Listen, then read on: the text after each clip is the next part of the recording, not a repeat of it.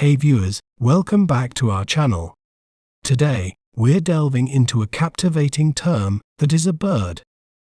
A large, flightless bird known for its striking appearance and powerful legs. Well, how do we say its name correctly? We may pronounce it as cassowaries, cassowaries, ca-sa-ware-ries, cassowaries. They have unique vivid blue necks and the helmet-like casque on top of their heads. They are one of the heaviest birds in the world and can run up to 31 miles per hour.